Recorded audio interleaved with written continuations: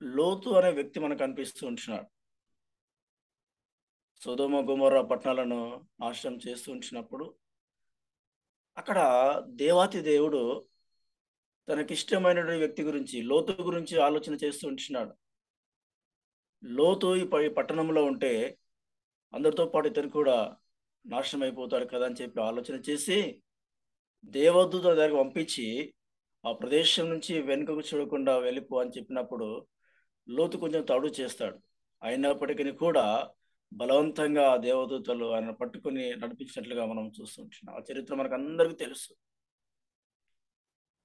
సొదొమ గొమొర్రా పట్టణాన్ని నాశనం చేసేటప్పుడు అందులో ఉన్నటువంటి దేవునికి ఇష్టమైన వ్యక్తి, దేవుని బిడ్డైనటువంటి లోతు గురించి ఆ యెహోవా దేవుడు ఆలోచన చేశాడు. ఆయన గురించి ఆయనకు మేలు చేయడానికి, ఆయన రక్షించడానికి ఎంతగానో దేవుడు ఆలోచన చేసి లోతును, ఆయన కుటుంబాన్ని రక్షించడం మనం చూస్తుంటున్నాం.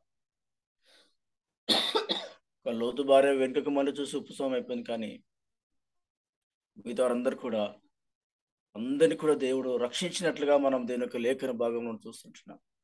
కాబట్టి మనుషులమైన మనము చాలాసార్లు మనము చింతిస్తుంటాం. చాలాసార్లు మనము ఆలోచన చేస్తుంటాం. కానీ నా గురించి యెహోవా దేవుడు, నా రక్షకుడు, నా దేవుడు ఆలోచిస్తున్నాడు అనే విషయాన్ని మర్చిపోతుంటాం. దేవుని మర్చిపోయి ఎక్కువగా మనుషుల పైన ఆధారపడుతూ ఉంటాం. కానీ దేవుడు నీ గురించి, నా గురించి ఆలోచన చేస్తున్నాడు సత్యాన్ని మాత్రం ఎప్పుడు కూడా మనం మర్చిపోకూడదని దేవుని యొక్క లేఖన భాగంలో దేవుడు మనతో జ్ఞాపకం చేస్తున్నట్లుగా మనం చూస్తుంటున్నాం. కాబట్టి ప్రియమైనటువంటి దేవుని బిడ్డలారా, నీవు నేను అందరం కూడా దేవుని వాక్యంలో చెప్పిన విధంగా మన చింత యావత్తు ఆయన మీదే వేయాలని దేవుని యొక్క లేఖన భాగంలో చూస్తుంటున్నాం. దేవుని యొక్క పరిశుద్ధ లేఖన భాగంలో కయీను గురించి మనకు తెలుసు. ఆదికాండము 4వ అధ్యాయం 9వ వచనంలో చూస్తే అక్కడ కయీనును హేబేలును చంపింది కయీను అని దేవునికి తెలుసు. కానీ దేవుడు కయీను అడిగాడు, హేబేలు ఎక్కడ? అప్పుడు నాకు తెలియని ఎరగను, నేను కావాలి వాడనా అని కయీను అంటాడు. నిజంగా దేవుని యొక్క ఉద్దేశం దేవునికి తెలియక కయీను అడగలేదు. కానీ దేవుని యొక్క ఉద్దేశం, దేవుని యొక్క ఆలోచన ఏంటి అంటే ఇప్పటికైనా మనసు మార్చుకుంటాడేమో, పశ్చాత్తాపడతాడేమో. ఒకవేళ పశ్చాత్తాప పడి ఉంటే, అవును ప్రభువా నేనే చంపాను, నా తమ్ముడు నా తప్పైంది అని ఒకవేళ పశ్చాత్తాప పడి ఉంటే దేవుడు క్షమిస్తున్నానేమో. అలాంటి మనసుతో కూడా నీ తమ్ముడైన హేబేలు ఎక్కని కూడా అడిగినవచ్చు. కానీ కయీను నేను ఎరుగను, నేను కావాలి వాడనా అన్నటువంటి విధంగా మాట్లాడినట్లుగా మన దేవుని యొక్క లేఖన భాగం చూస్తున్నాం. ప్రతి వ్యక్తి గురించి నేను పాపం చేసినప్పుడు, దేవునికి రక్షణ జీవిస్తుంచినప్పుడు మన గురించి ఆలోచన చేసి చాలాసార్లు మనకు అవకాశాలు ఇస్తుంటాడు దేవుడు. కానీ మనం సద్వినియోగం చేసుకోలేకపోతుంటున్నాం. దావీదు మహారాజు పాపం చేసినప్పుడు నాతాను ప్రవక్త ద్వారా వర్తమానం పంపించినప్పుడు అప్పుడు దావీదు మహారాజు అంటాడు, నేను పాపం చేసేది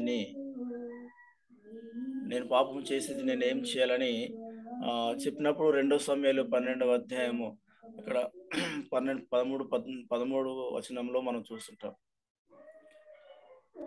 వెంటనే దావీదు మహారాజును నేను తప్పు చేశానని ఆయన పశ్చాత్తపడినప్పుడు దేవుడు క్షమించడం మనం చూస్తుంటాం. క్షమించగా పనిష్మెంట్ ఇచ్చాడు. కానీ తర్వాత తన హృదయానుసారిగా మారేటట్లుగా దావీదు మహారాజు ఎంతగానో ఎదిగినట్లుగా మనం చూస్తుంటున్నాం.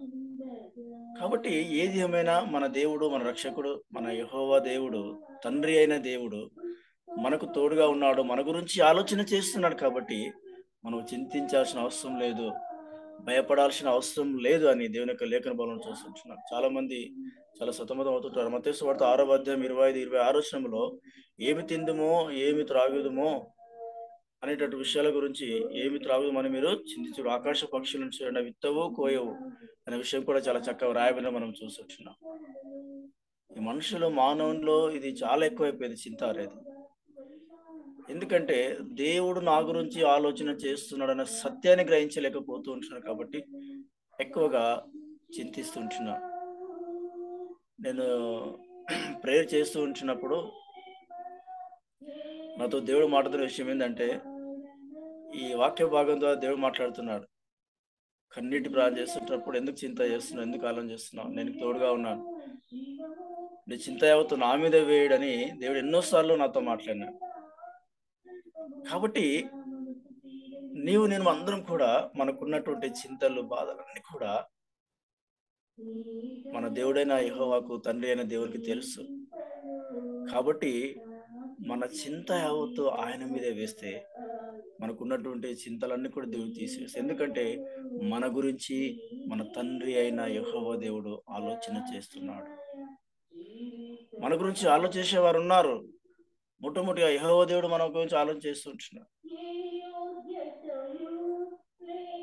కాబట్టి దేవాతి దేవుడే మన గురించి ఆలోచన చేస్తున్నాడు. సర్వ సంపన్నుడు, సర్వశక్తి సంపన్నుడు, సర్వోన్నతుడు, లోకనాథుడు, లోకంలో ఉన్న మనందరి కూడా క్షమించి ఆదరించిన దేవుడు, మన కొరకు ప్రాణం పెట్టి తిరిగి లేచినటువంటి దేవాతి దేవుడు మన గురించి ఆలోచన చేస్తుంటున్నప్పుడు మన భవిష్యత్తు చాలా బాగుంటుందనే విషయాన్ని మనం మర్చిపోకూడదు.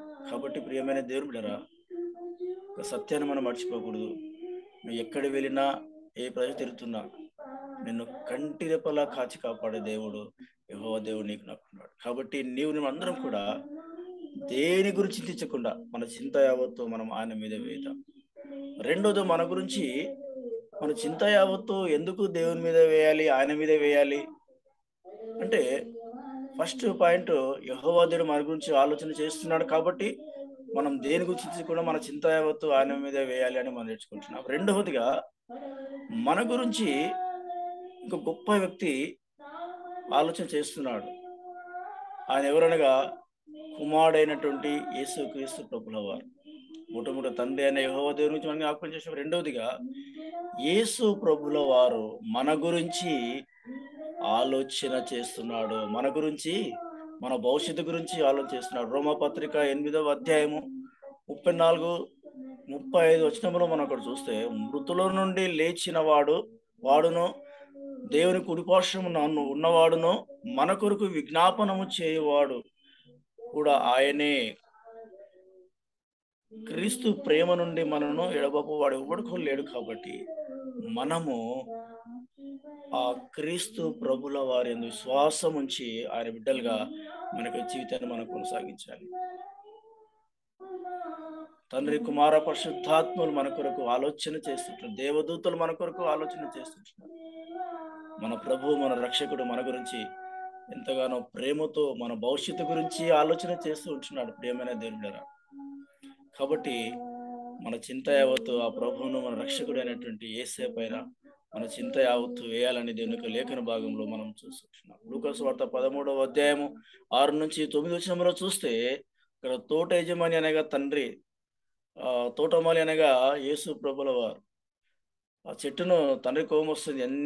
ఎన్నిసార్లు ప్రయత్నం చేసినా మంచి కాయలు, మంచి ఫలాలు ఇవ్వడం లేదు, నరికేస్తానంటే, తోటమాలి మన ప్రభువు, మన రక్షకుడు, అయ్యా తండ్రి, ఒక్క సంవత్సరం గడువు, నీళ్లు పోస్తా, ఇంజక్షన్లు వేస్తా, అవిస్తా, ఇవిస్తా, ఎరువేస్తా, ఇంకొక సంవత్సరం గడువు, ఇంకొక సంవత్సరం గడువు, మన పక్షమున ఎంతగానో తండ్రిని వేడుకుంటున్నటువంటి ప్రేమామయుడు మన యేసయ్య. ఆయన నీ కొరకు, నా కొరకు ఎంతగానో ఆలోచన చేస్తుంటున్నాడు. కాబట్టి మనం దిగులు చెందాల్సిన అవసరం లేదు, భయపడాల్సిన అవసరం ఎంత మాత్రం కూడా లేదు. నువ్వు ఎలాంటి పరిస్థితులు ఉన్న సమస్తము ఆయనకు తెలుసు. మనం ఎలాంటి పరిస్థితిలో ఉన్నా సమస్తము మన దేవాతి దేవునికి తెలుసు. కాబట్టి మనము చింతించాల్సిన అవసరము ఎంత మాత్రం కూడా లేదు అని దేవుని యొక్క లేఖన భాగంలో దేవుడు మనతో జ్ఞాపకం చేస్తుంది. మన గురించి యేసయ్య ఆలోచన చేస్తున్నాడు. అంత గొప్ప వ్యక్తి నీ కొరకు, నా కొరకు తన శ్రేష్టమైన రక్తమును చిందించి తన ప్రాణాన్ని బలిగా అర్పించినటువంటి ఆ ప్రేమమయుడు, ఆ గొప్ప దేవాతి దేవుడు, మన రక్షకుడు, మన యేసయ్య మన గురించి ఆలోచన చేస్తుంచినప్పుడు మనకు చింతలు ఎందుకండి? ఇంకా భయం ఎందుకు? భయపడాల్సిన అవసరము ఏమాత్రం కూడా, ఎంత మాత్రం కూడా లేదని దీని యొక్క లేఖన భాగంలో దేవుడు మనతో జ్ఞాపకం చేస్తుంటున్నాడు. కాబట్టి ఒకవేళ ఈ ఉదయకాల ప్రార్థనలో ఉన్నటువంటి నీళ్ళ నాలో ఏమైనా చింతలున్నా, ఏమైనా బాధలున్నా, ఒకవేళ టెన్షన్ పడుతున్నాయేమో, ఎట్లా ఏమవుతుందో, నా పరిస్థితి ఏదో, నా పిల్ల భవిష్యత్తు ఏమవుతుందో, నా భవిష్యత్తు ఏమవుతుందో, ఒకవేళ సతమతం అవుతూ ఉంటున్నాయేమో, యేసయ్య నీకు తోడుగా ఉన్నాడు. మన రక్షకుడు ఆయన. తండ్రి అయిన దేవాతి దేవుడు యెహోవా మనకు తోడుగా ఉన్నాడు. ఆయన సర్వశక్తి సంపన్నుడు, సర్వోన్నతుడు. కాబట్టి నీవు నేను భయపడాల్సిన అవసరము ఎంత మాత్రం కూడా లేదు. ఎందుకంటే మన గురించి తండ్రి అయిన దేవుడు ఆలోచన చేస్తున్నాడు. మన గురించి మన ప్రభువు, మన రక్షకుడు యేసయ్య ఆలోచన చేస్తున్నాడు. మన భవిష్యత్తు బాగుండాలి, మనం బాగుండాలని, మన యొక్క భవిష్యత్తును నిజంగా ఎంతగానో దీవించి పరలోక రాజ్య వారసులుగా చేయాలనేటటువంటి మంచి ఆలోచన మన కొరకు వాళ్ళు చేస్తూ ఉంటున్నారు. కాబట్టి మనమందరం కూడా మన చింత యావత్తు మన ప్రభు పైన వేద్దాం. మూడోది మనం జ్ఞాపకం చేసుకునితే పరిశుద్ధాత్ముడు మన చింత యావత్తు ఎందుకు ఆయన మీద వేయాలి అనే విషయాన్ని మనం జ్ఞాపకం చేసుకుంటే, పరిశుద్ధాత్మ దేవుడు మనల గురించి ఆలోచన చేస్తున్నాడు. కాబట్టి మన చింత యావత్తు ఆయన మీదే వేయాలి. పరిశుద్ధాత్ముడు మన గురించి ఎంతగానో ఆలోచన చేస్తున్నాడు. రోమపత్రిక 8వ అధ్యాయము 26, 27 వచనంలో చూస్తే, ఉచ్చరింప శక్యము కాని మూలుగులతో ఆత్మ తానే మన గురించి చింతిస్తూ విజ్ఞాపనము చేయించి ఉన్నాడు. పరిశుద్ధాత్మ దేవుడు మన గురించి విజ్ఞాపన చేస్తున్నాడు. మన గురించి ఎంతగానో ఆలోచన చేస్తూ ఉంటున్నాడు. పరిశుద్ధాత్ముడు మనలో ఉంటాడు, మనతో ఉంటాడు అనే విషయాన్ని జ్ఞాపకం చేసుకోవాలి. పరిశుద్ధాత్ముడు మనకు తోడుగా ఉంటే అపొస్తలుల కార్యం 1:8 మనం భూ దిగంతముల వరకు ఈ దేశం అంతా కూడా మనము ఆయన శక్తిని పొందుకొని దేవునికి మహిమకరంగా మనము దేవుని యొక్క సేవలో వాడబడబోతుంటాం. పరిశుద్ధాత్ముడు మన వెన్నంటనే ఉంటాడు, మనతో ఉంటాడు. కాబట్టి దేవుని బిడ్డలమైనటువంటి నీవు నేను ఈ లోక సంబంధమైన వాటి గురించి చింతపడకుండా సంపూర్ణంగా దేవునిపై మన చింత యావత్తు ఆయన మీద వేసి నిశ్చింతగా మనం ఉంటే ఊహించని విధంగా ఎన్నో అద్భుతాలు దేవుడు మన జీవితంలో చేయబోతూ ఉంటున్నాడు.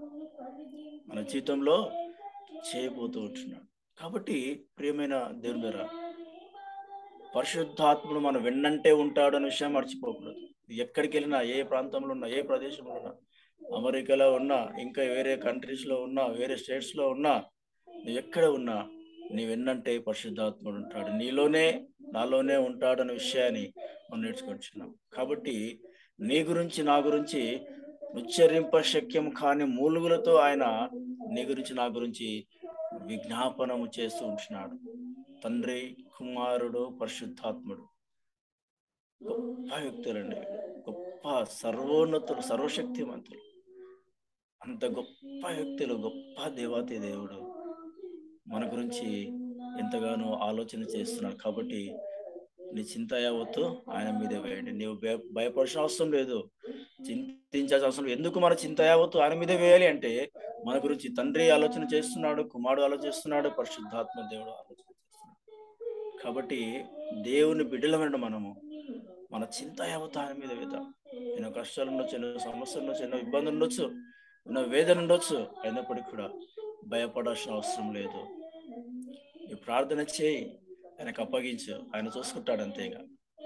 నువ్వు ప్రార్థన చేసి మౌనంగా ఉండు, కామ్గా ఉండు, అంతే. దేవుడు కార్యం చేస్తాడు, అద్భుతాలు దేవుడు చేస్తాడు. నీ చింత యావత్తు ఆయన మీద వేస్తే గొప్ప అద్భుత కార్యాలు దేవుడు చేస్తాడు. కాబట్టి ప్రియమైన దేవుడా, మనం 3 విషయాలు చూసాం. తండ్రి అయిన దేవుడు మన గురించి ఆలోచన చేస్తున్నాడు, కుమారుడైన యేసయ్య మన గురించి ఆలోచన చేస్తున్నాడు, పరిశుద్ధాత్మ దేవుడు మన గురించి ఆలోచన చేస్తున్నాడు. చివరిగా 4వదిగా దేవదూతలు మన గురించి ఆలోచన చేస్తున్నారు.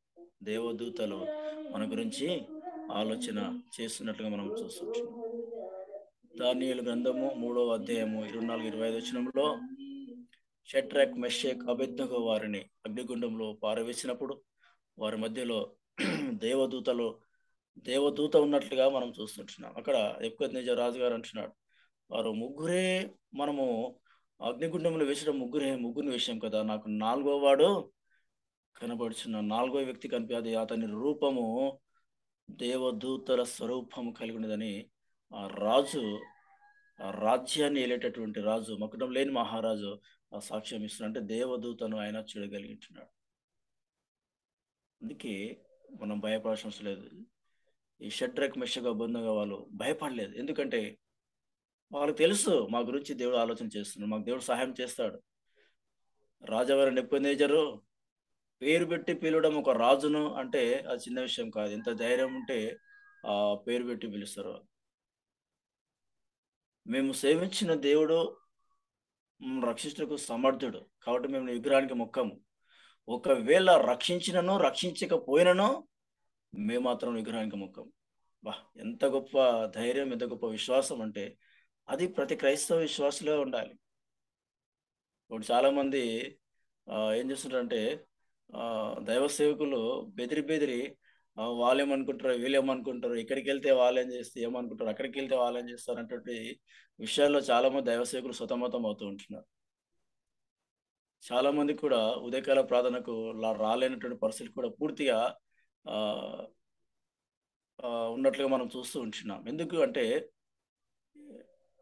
మనుషులపై ఆధారపడుతూ దేవుడు నా గురించి ఆలోచన చేస్తున్నాడు, దేవదూత నా గురించి ఆలోచన చేస్తున్నాడు, మన ప్రభు రక్షకుడు ఆలోచన చేస్తున్నాడు, పరిశుద్ధాత్మ దేవుడు ఆలోచన చేస్తున్నాడు, ఇంకా నాకు భయం ఎందుకు, దిగులేందుకు అనే విషయాన్ని మర్చిపోతూ ఉంటున్నారు.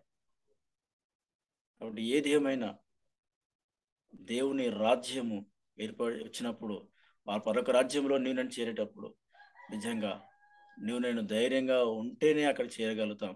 ఈ లోకం బ్రతికినంత కాలము ఒక విశ్వాసము, ఒక ధైర్యం కలిగి షడ్రక్ మెషక్ అభినందన మాదిరిగా మాతో దేవుని దూతలు ఆయన మాతో వస్తాడు అనేటువంటి సత్యాన్ని, ఆ విషయాన్ని ధైర్యం కలిగి మనం మన హృదయాల్లో విశ్వాసంతో మనం కొనసాగితే గొప్ప దేవుడు చేస్తాడు. గొప్ప రాజుతోనే ఆ మాట అన్నారంటే నిజంగా వాళ్ళు ఎంత ధైర్యవంతులు. ఎందుకంటే మా గురించి మా దేవుడు మా ఆలోచన చేస్తున్నాం, దేవదూతను పంపిస్తున్నాం కానీ ఆ విశ్వాసం వాళ్ళకు. బబులోను దేశమందున ఆ ముగ్గురు భక్తులు బొమ్మకు మృక్కనందున, బబులోను దేశమందున ఆ ముగ్గురు భక్తులు బొమ్మకు మృక్కనందున, పట్టి బంధించి వారిని అగ్నిలో వేసినప్పుడు, పట్టి బంధించి వారిని అగ్నిలో వేసినప్పుడు నాలుగవ వాడు కనపడలేదా ఓ భక్తుడా, నాలుగవ వాడు కనపడలేదా, భయము చెందకు భక్తుడా ఈ మాయాలోక ఛాయాలు చూసినప్పుడు, భయము చెందకు భక్తుడా ఈ మాయాలోక ఛాయాలు చూసినప్పుడు, భయము చెందకు నీవు దిగులు చెందకు నీవు, భయము చెందకు నీవు దిగులు చెందకు నీవు, జీవమిచ్చిన యెహోవా ఉన్నాడు ఓ భక్తుడా, జీవమిచ్చిన యెహోవా ఉన్నాడు, భయము చెందకు భక్తుడా ఈ మాయాలోక ఛాయాలు చూచినప్పుడు, భయము చెందకు భక్తుడా ఈ మాయాలోక ఛాయాలు చూచినప్పుడు. షడ్రక్ మెషక్ అబేద్నెగో మాదిరిగా మనం భయపడకుండా ధైర్యంగా ఈ లోకంలో మనం ముందు కొనసాగితే మనతో ఆయన దేవదూతలు మన చుట్టూ ఉంచుతాడు, మనతో ఆయన దూతలు ఉంటారని సత్యాన్ని దేవుడు మనతో జ్ఞాపకం చేస్తున్నట్లుగా మనం చూస్తున్నాం. కాబట్టి నేను మనందరం కూడా జ్ఞాపకం చేసుకోవాల్సింది ఏంటంటే నా గురించి నా దేవుడు, నా తండ్రి అనే దేవుడు ఆలోచన చేస్తున్నాడు. నా గురించి మన ప్రభువు, నా రక్షకుడు, నా ప్రభువు, నన్ను సృష్టించినటువంటి ఆ యేసయ్య నా గురించి ఆలోచన చేస్తున్నాడు. నా గురించి పరిశుద్ధాత్మ దేవుడు నా గురించి ఆలోచన చేస్తున్నాడు. నా గురించి ఆయన దూతలు ఆలోచన చేస్తున్నారు. ఇంకా నాకు దిగులు ఎందుకు, నాకు భయం ఎందుకు, నేను చింతించిన అవసరం లేదు, భయపడాల్సిన అవసరం లేదు అనేటటువంటి ఆ యొక్క దృఢమైన విశ్వాసంతో, ధైర్యంతో మన జీవితాన్ని మనకు ముందు కొనసాగించాలి. షడ్రక్ మెషక్ అబేద్నెగో మేము సేవించిన దేవుడు మమ్మల్ని రక్షించకు సమర్థుడు. ఒకవేళ రక్షించినను రక్షించకపోయినను మేము మాత్రము విగ్రహానికి మొక్కనే మొక్కము. అంత గొప్ప ధైర్యం ఎట్లకెళ్ళి వచ్చింది వాళ్ళకంటే వాళ్ళ లోపల ఒక విశ్వాస నమ్మకం ఏంటంటే మా గురించి మా దేవుడు ఆలోచన చేస్తున్నాడు, మా రక్షకుడు యేసు ఆలోచన చేస్తున్నాడు, పరిశుద్ధాత్మ ఆలోచన చేస్తున్నాడు, దేవదూతలు మాతో ఉన్నారు, దేవదూతలను మా చుట్టూ ఉంచాడు. అనేటటువంటి ధైర్యంతో వాళ్ళు జీవించగలిగారు. ప్రియమైన దేవుని బిడ్డరా, ప్రియమైనటువంటి నీవు నేను దేవుని బిడ్డను మనమందరం కూడా మన చింత యావత్తు ఆయన మీద వేద్దాం.